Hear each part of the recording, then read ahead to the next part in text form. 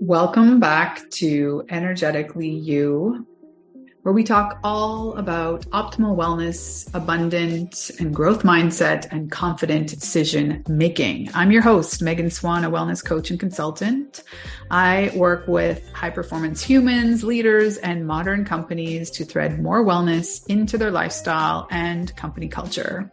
So ultimately it becomes a way of life and not a check mark on the to-do list. Today, I am excited to get to know better and interview Jay Chase. He is a certified speaker, coach, and host of the top-rated Don't Touch My Mindset podcast.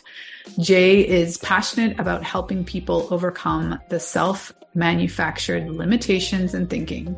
Jay is a high sought after motivational speaker and champion for recovery and sobriety. That is one of the ways that I know him, through the Sober Curator. So I am so excited to get to know him in this light and talk all about leadership and self-leadership. Let's dive in. Welcome, Jay. I'm very excited for this conversation and to get to know you better, more in your own limelight. And yeah, let's just start with you. You were mentioning off the top that you get up at, I think, 3:45 a.m. Please tell me all about your morning routine. Yeah, absolutely. Well, one, it's a pleasure to be here. Absolute honor. So thank you for having me on the show. But yeah, 3:45 every single morning. I've been doing it for almost 2 years now. And that is vital to me because I spend the first hour with developing a relationship with my higher power. And then I'm able to journal, write down how I'm feeling, what I'm thinking, how I'm being creative. And then I'm able to look at my tasks for the day and actually look at what I want to get done, how I want to go about the day, and what I need to get done. And then I start attacking the day probably about 6 a.m., feeling charged up and ready to pour out into everybody. Wow. That is really powerful. So what got you onto that practice? Finding ways to put myself first, so often in our lives, we get caught up in how we should serve others, how we tend to treat others, how we put others first, or other people's feelings. And there's a point in my life where I'm like, yo, I got to put me first. I got to take care of me. My life was on a decline. Even in sobriety, I'm 6 years sober, but even in sobriety, I had to restructure my morning routine because I say we change, we develop, we evolve. And as I evolved, I figured that I wanted to start my own company. I wanted to help more people. But what I realized is that we don't get more time in the day. So the power of sacrifice really kicked in when I was like, all right, how bad do you really want to pour out into people? Because you only have so much time in the day working a full-time job and trying to build your own business. So I actually turned inward, developed the leader within me. And I was like, yeah, we got to take advantage of the time that we do have. And so I started getting up at 5:30. Then I moved out to 5:15. Then I moved out to 4:45. Then I moved it to 4:30, and now we're at 3:45, and I have a son now. So we made that adjustment very, very easy because now I just take like the super early morning shifts to like feed him and do the things and spend time with him. And now I incorporate my inner leadership development journey with my son. And it's triggered me to start writing my book for my son about leadership and what that looks like and how we lead within our own lives. So many follow-up questions. I completely relate to the sort of, starting. That was an integral part of my initial phases of taking better care of myself. As in, really at that point, I was not a new mom. I had a 2 and a 4-year-old. But yeah, I started with 10-minute morning routine. And now it's, on a good day, a non-negotiable. It's always an hour. If I get 2, it's amazing. So I love that you explained that you didn't just start getting up at 3:45. So people understand that it's a process. It's a process. It's a process. It's a process. Yes. So, and I love that you shared, because I also thought when you said 3, 4, I'm like, oh, so you're taking the morning shift with the baby. But I didn't want to share it before you did. So congratulations, by the way. It's such an exciting moment in time as a new parent. So I love that you're sort of taking advantage of that spark of inspiration of, what do I want to teach my son? And what can you share with us in terms of some sort of basics for you that you might even, from something that a child could understand about leadership? Yes. Oh, I love that. Leadership is nothing but influence. Leadership is nothing but influence. Some people think that leadership is a title, it's position, it's people giving you permission so you can lead them. Leadership's not even that. All it is influence over people and how you influence people. And the number one lesson that I want to teach my son, and that's it easy enough for a kid to grasp from the early ages of development of that autonomy, is that in order to influence people, you have to add value. And that will equate to your leadership. It's how much value you add to people. Yeah. Well, and I think you just kind of, we naturally started talking about how you operate in terms of self-leadership and, really starting your day with a lot of intention so that you're in the best place to, fill other people's cup, maybe on some level. Was that always innate and natural to you, or did you maybe start trying to have a positive impact and add value before you were really supporting yourself first? Yeah, no, a lot. Yeah, I love this question. It's a really good question because I think it's something that's not talked about enough, with everybody wanting to share their story and everybody's a speaker nowadays and everybody has a story. But no, I spent 4 years developing myself before I even spoke of my journey. And I think that's vital for anybody to spend a decent amount of time alone with them before they start, trying to pour other people's cup, because we got to fill ourselves up first. If we were on an airplane, the flight attendant would tell you, if the plane starts to go down, put the mask on yourself first before you try to save somebody else.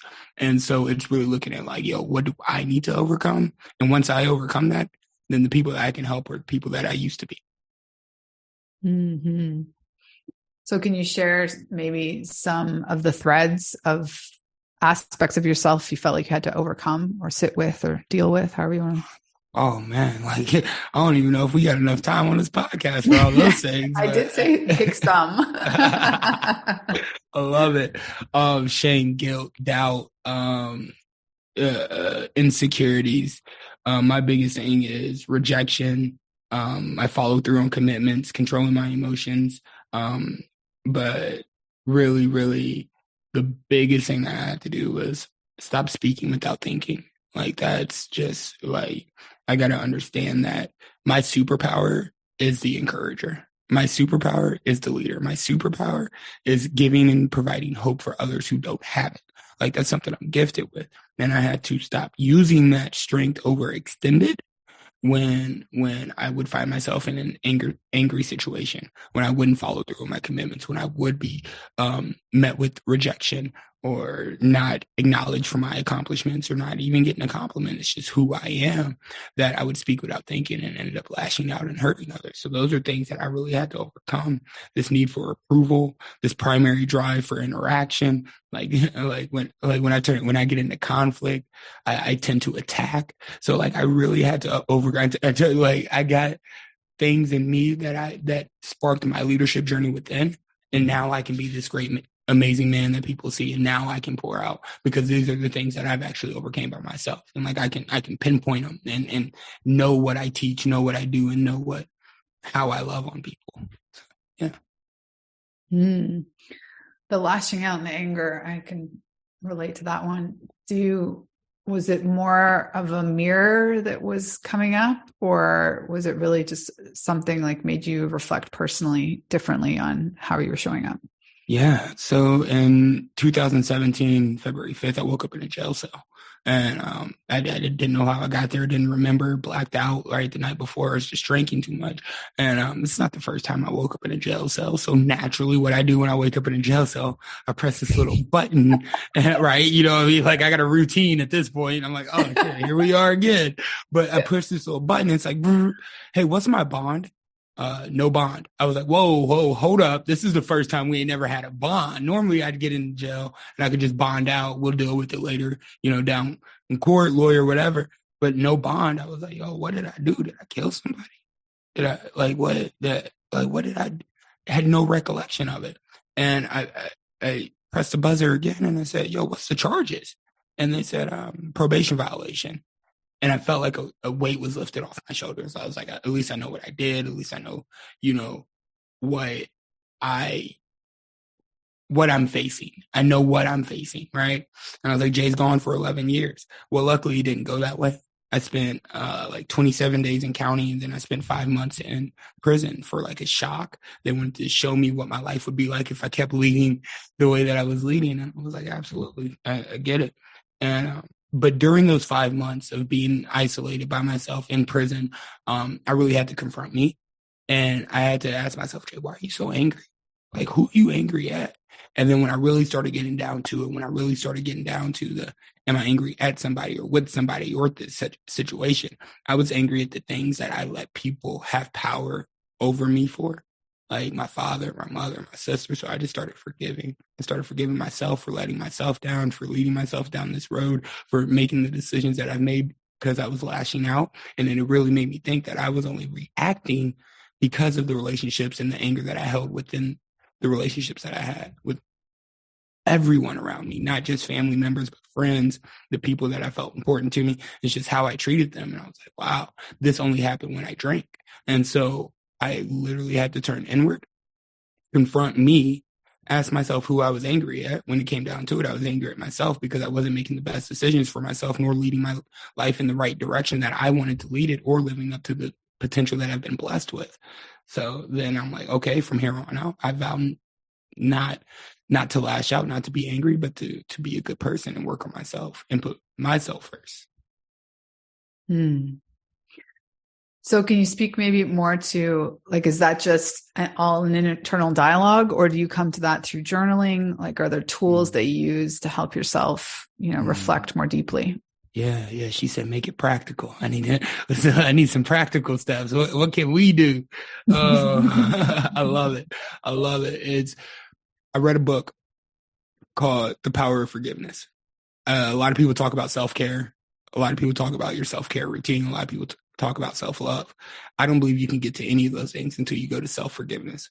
Like, we got to go through that mucky water of self-forgiveness. And this book called The Power of Forgiveness. And like, I couldn't tell you who wrote the book. I couldn't tell you what the overarching point was about the book, but I can tell you the one thing that got me, that hit me in the heart. And it said that forgiveness isn't for the injuster, but it's for yourself. It's to reclaim the power that you have given somebody else. And I was like, oh, nah, what? Well, you mean I don't got to be angry? And so I started writing letters. And the one practice that helped me the most was I made a list of everybody that I needed to forgive, that I've given power to, that I've let control over my emotions of. And then I started writing out to my father, I hate you for, I hate you for, I hate you for, I hate you for, on the front page of this paper. And on the backside, I wrote, I forgive you for those exact same things. And I don't believe that forgiveness is complete until release. And so once I was writing those I forgive you for statements, that was me releasing that back to wherever it needs to go, but not in me. And I did that for my father, my mother, my sister, my other sister. And I did it for myself. And I literally identified, isolated, and devalued what I hated them for, how much I held on to that, and I released it and let it go. So the practical way is write down what it is and then forgive it. Yeah, I love that. And did it seem natural to you to do yourself last? I still felt something brewing in me after confronting all those issues, after confronting all those people with myself. Like, the only person I actually read that letter to was my father. And but my mother, I think she's heard me speak about this practice before, like on stage, but she's never seen the letter or read it, and neither any of my sisters. But I read it to my father. But when it came to me, I was still like, there's something I need to forgive myself, which was, and it made me think back to the book and said, forgiveness is for me, not for anybody else. And I still did it for other people. And I was like, and so then that's where I was like, yeah, I got to have a difficult conversation with me. So is it a goal or a dream of yours to be a motivational speaker, or did this just kind of like organically fall Absolutely on your not. lap? Absolutely not. Absolutely not. Looking back, you'll always hear me say that life can only be understood backwards, but we're forced to experience it forward. So looking backwards, I'm like, oh, of course, there's the steps. There it is. There's the signs and symbols that like I can even trace back to the point where it started. But moving and navigating through that, I was like, absolutely not. I remember laying in prison and general population.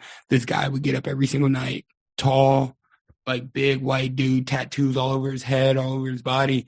And he would literally get up and read scripture and like basically preach to everybody in the pod. And it was one day, one evening, I was laying down on my bunk and he comes in my cell and he said, you know, that's supposed to be you, right? And I was like, what, bro? Like, get out of here. What are you talking about, bro? I love what you're saying. Like, I feel you. I'm rocking with you, but yeah, that ain't me. He said, no, that's supposed to be you. God told me to come tell you that that's supposed to be you.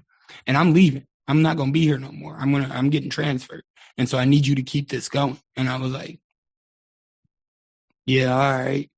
Little behold that he got transferred the next day. And I was like, oh, snap. And so I just felt called to literally pick up scripture and just kind of continue and interpret the scripture that I read to the people in the pod.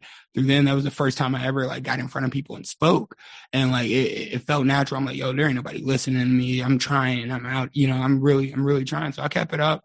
And then it fell to the wayside. But then I sold cars for 9.5 years. And I'm like, oh, I am a communications expert. And now I'm teaching. Now I'm, you know, as top car salesman for my company, doing those things. And I'm like, oh, it makes sense now. So naturally, it's always been there. Did I acknowledge it or lean into it? Absolutely not. I ran from it. But, you know, once I finally sat down and started sharing my story with my podcast, people started listening and I was like, oh, okay, I got you. So looking back, do you think that he was just planting a seed? Like, what did he see in you? I couldn't tell you. Looking back at that moment, I was like, yo, I had no control in that situation. It was nothing to me. That had nothing to do with me.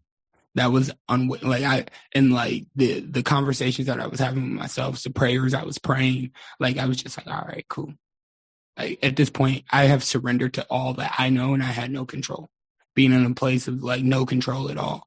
So it was the fact that I was like, yo, if this, I gotta have something else direct my steps because I've tried it my way and I ended up in prison. So let's make the most of it while I'm here and at least be of some type of servitude. And that really birthed my mindset of servant leadership. That's huge. Mm. All right, so let's play. I'm so curious, like what are some of the communication skills that you pull out of all of your experience as a car salesman into leadership, motivational speaking? Yeah, one would be understanding that everybody speaks in a different language, that not everybody communicates how you communicate. So first and foremost, I'm a certified DISC facilitator, teacher, trainer, communications expert, and emotional intelligence practitioner. And what that does is break down the 4 personality styles that every single person seems to have, right? This assessment was developed about 100 years ago by the same guy who developed the first lie detector test and the character Wonder Woman. Absolutely insane. I'm like, I was like, how do those two like have any commonalities, right? But they're both designed to get the truth out of you. And so they say that this assessment and this tool is designed to show you who you really are and who you're not. And so when I learned that each personality style has a different communication style, I'm like, oh, I get it. People don't care how much I know until they know how much I care. And just because I speak in a certain way doesn't mean that they're going to resonate. right? With my personality style being very extroverted, very people oriented, and very fast paced, like there's only 30% of the world that's going to communicate with me. And if I learn how to speak another language or another communication style, that's going to take my closing percentage from 30% to 60%, because it's 30, 30, 28, and 12%, like these four different quadrants of people in communication style. And I was like, okay, dope. And so when I was able to learn that and learn the priority and the pace of each communication style, I can communicate with somebody very well within the first 60 seconds of saying hello to them. And one, either people are very people oriented, where they put people first, or they're very task oriented, where they put tasks first, right? Or they're either very fast paced or they're very slow paced, right? There's a mixture of some, there's a, in between, but you can either tell from just that. And so when somebody's slow paced and task oriented, I got to slow down and look at what we're doing, right?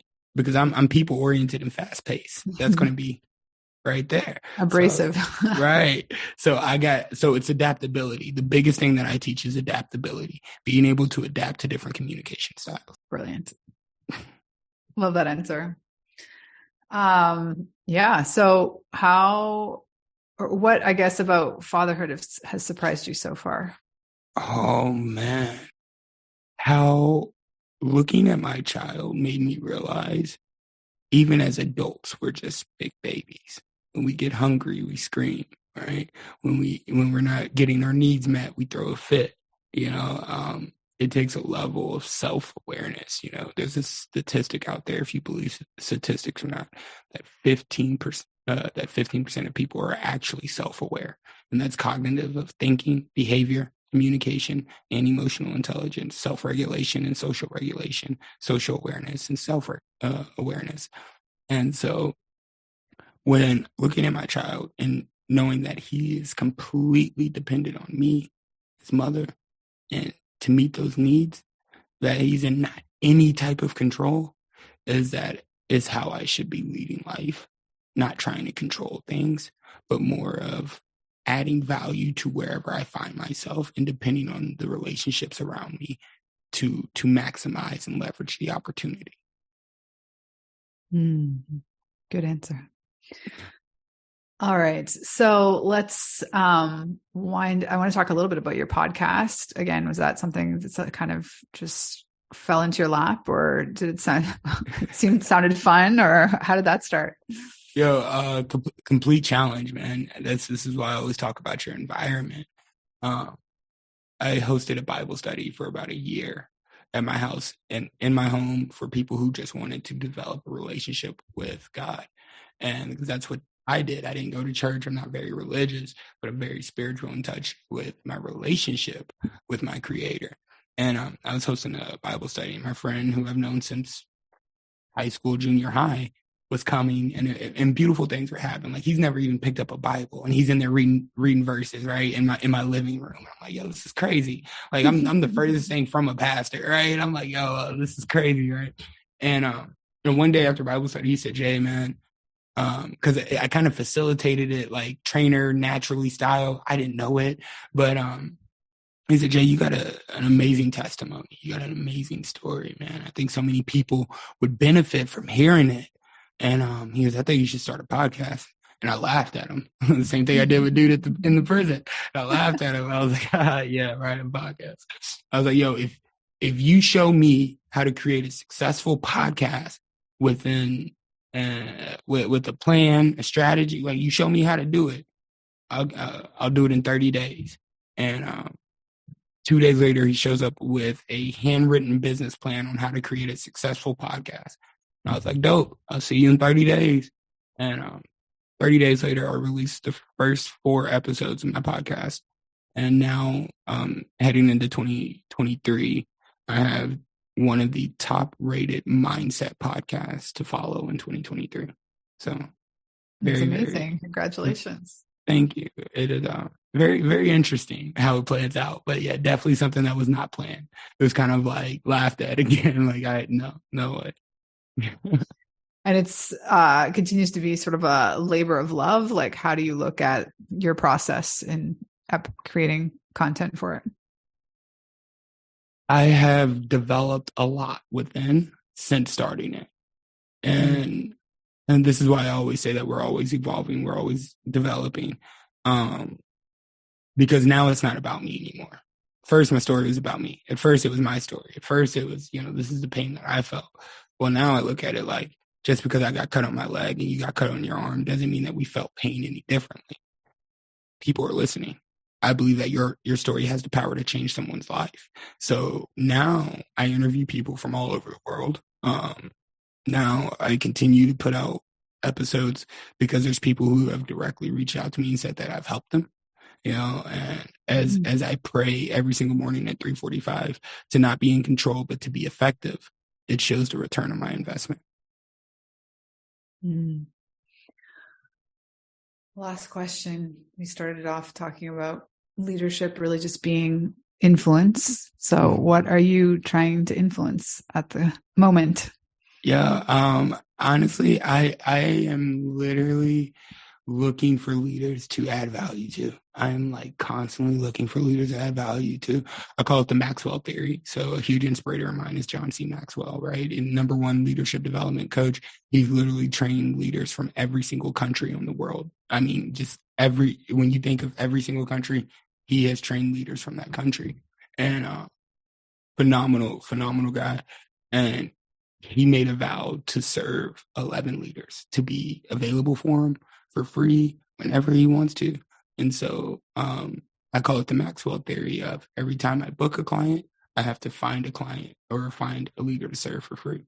So the return on my investment from last week was I had 3 leaders reach out to me. I only work with very few select leaders at a time because I do more organization training. And I made myself available for these 3 leaders. And they're in my program. We're doing our thing. But then I was like, Maxwell theory. Now I got to find 3 leaders to serve for free. So it's like I'm looking for people to add value to. And like I said, leadership is influence. And how do you influence people? By adding value. And leaders go find the people that they add value to. It's not that they sit around and wait for people to ask for help, but we go out and add that value so we can elevate and help people lead their lives better. So what I'm trying to influence right now is just people to live a better life. That's all. Amazing. You could sort of dilute down, like, is there sort of like a common theme that you're really seeing people specifically struggle with that's, maybe speaks to the times? Yes and no. I believe that people or the only thing that really makes people frustrated is the art of communication. They don't know how to express, or they express too much.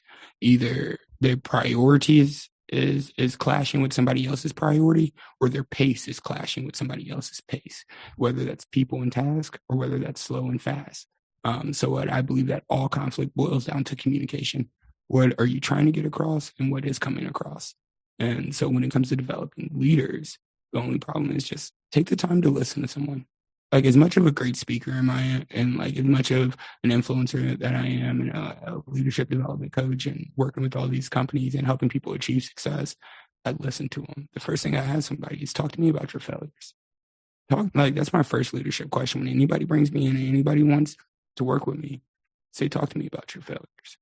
And I'm able to help them develop from the inside out through that, from where they fail.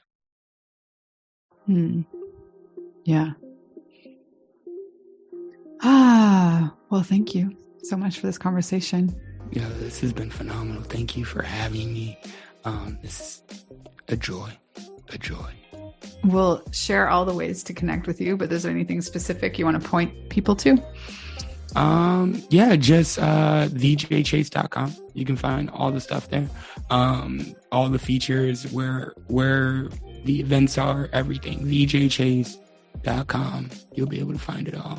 And on all social media platforms, the J Chase. Amazing.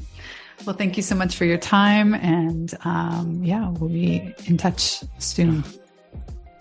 Thank you so much for being here. I appreciate you greatly. And if you are appreciating the show and you wish to support us in a small way, you can do that by rating us on Apple iTunes. You could share one of your favorite episodes with a good friend who you think would enjoy it.